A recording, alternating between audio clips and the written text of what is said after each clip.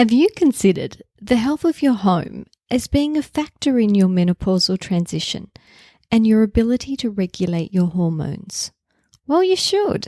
It's a huge factor, as your home is your biggest exposure source of hormone-disruptive chemicals.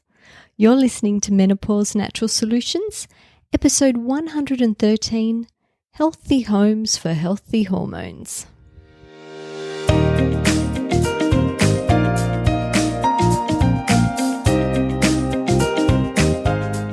Welcome to Menopause Natural Solutions, your podcast for all things perimenopause, menopause and beyond. Stay tuned as your host, naturopath Jennifer Harrington, explains how to use natural therapies to find your ultimate health and happiness during your transition.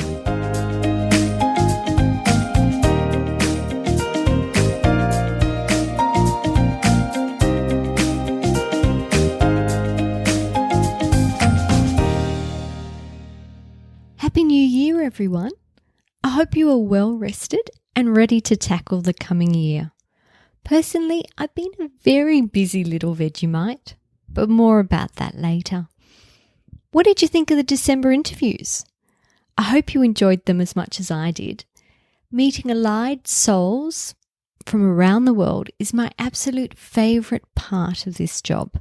So a big thank you to my 4 special guests who made it all possible. We had acupuncturist Laurie Stone from the Three Wells Clinic, who joined me in episode 109 to chat about the importance of acupuncture during the menopausal transition.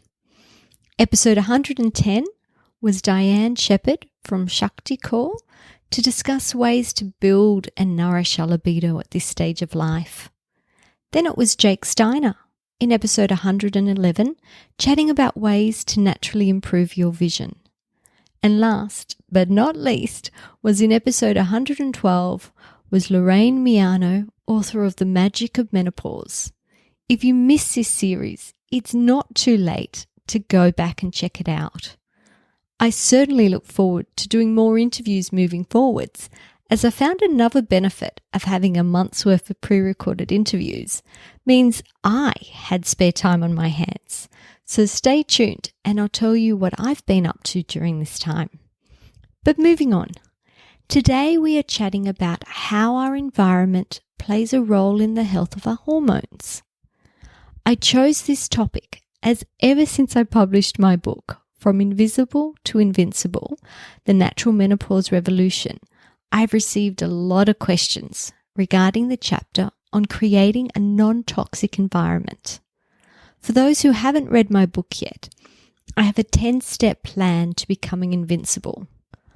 I is for individual treatment plan, N is for nutritious foods, V is for vitamins and minerals, I is for investigate, N is for non-toxic environment, C is for contribution, I is for intuition, B is for breath, L is for love your liver and detox, E is for exercise and other lifestyle factors. Not many women had considered the role of their home as being a factor in their menopausal transition, but it is a huge factor. Even more so over the last few years, as we have been self-isolating and spending more time indoors and less time outdoors. Your home is the biggest source of hormone-disruptive chemicals. You may also know these as xenoestrogens. Xeno meaning foreign, and estrogen, well, you know, that's the primary female sex hormone.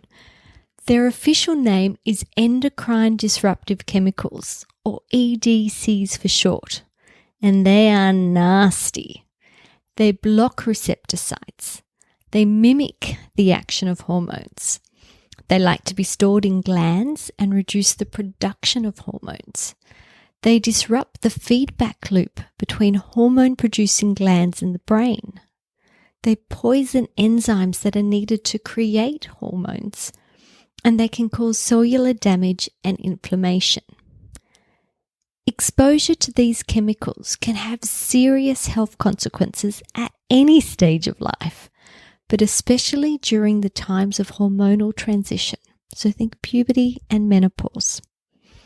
As well as hormone imbalance, They are also linked with poor sleep, fatigue, weight gain, and issues trying to lose weight, mood swings, anxiety, depression, brain fog, and other cognitive issues such as focus and attention, headaches, skin itch, and rashes, but the list goes on, and it's a pretty familiar list, isn't it? Are you experiencing any of these? Have you considered the role of your environment in your current state of health?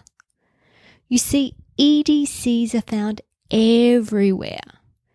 They're in our air, they're in our water, food, personal care products.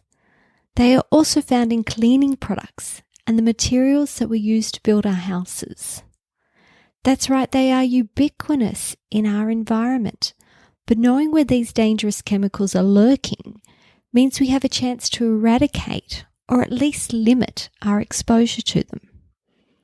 I feel this topic is so important. It is my 5th podcast on the topic of environmental health. So if you want to go back and listen to them, they are episode 36 on toxicity-driven hormonal imbalances, episode 61 on environmental health, episode 77 on mold, water-damaged homes and menopause, and episode 93 on water quality.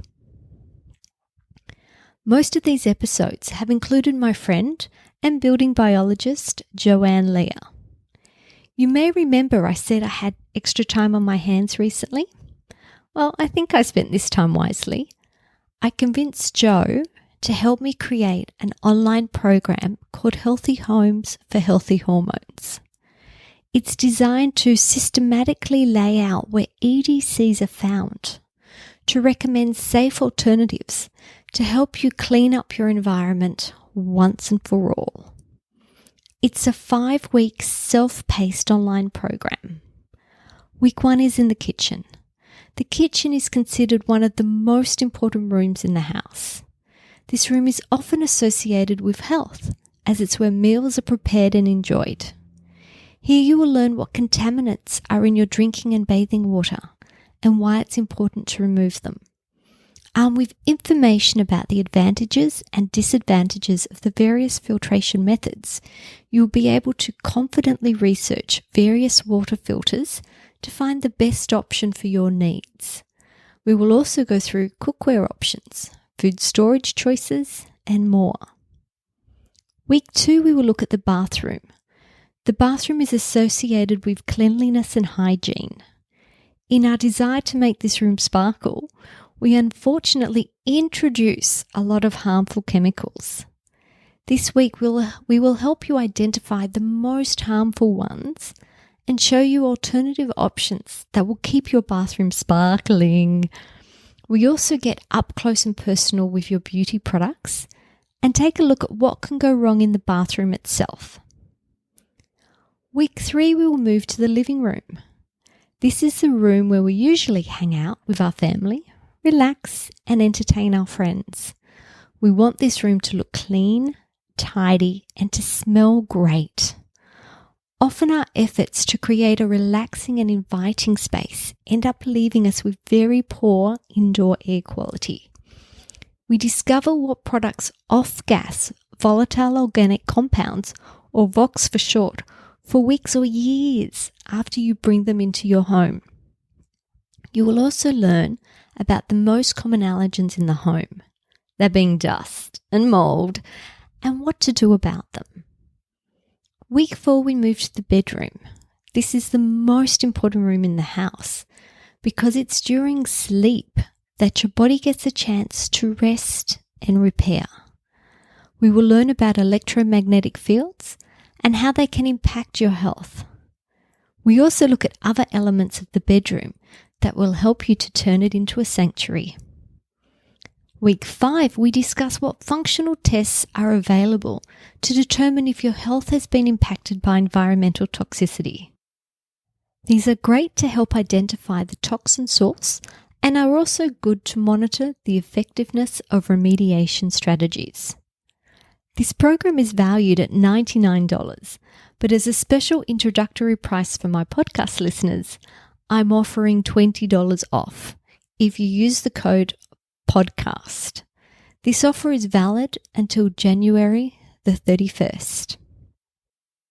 That's all from me this week. I hope you're well, and I look forward to your company again next week. Bye for now.